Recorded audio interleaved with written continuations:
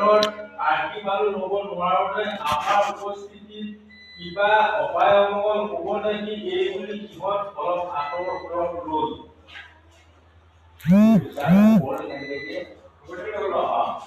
কিছু সময়ৰ পাছত স্বেচ্ছাসেৱকে আগবাঢ়ি আহি ক'লে,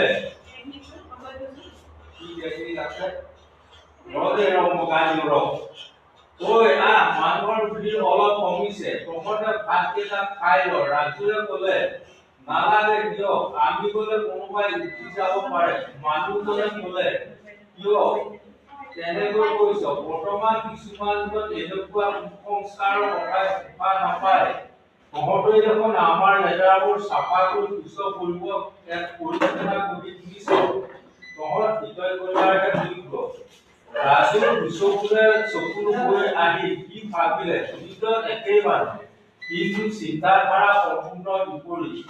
তাৰ মনৰ দুখ অলপ আঁতৰিল। দূৰৈৰ পৰাই সি ভৰ্তি মনোবাঞ্ছা পূৰণৰ কামনা কৰি ভোজন কক্ষলৈ আগবাঢ়িল।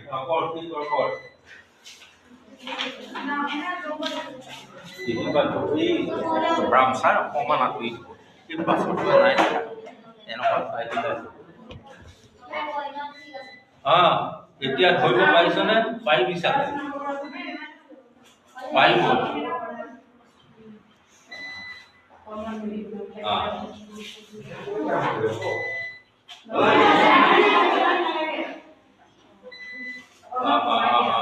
ইমানটোৱে ধৰিব পাৰিব। এতিয়া প্ৰশ্নটো চা, এই ডাঙৰ হৈছে, আকৌ সৰু দিলা।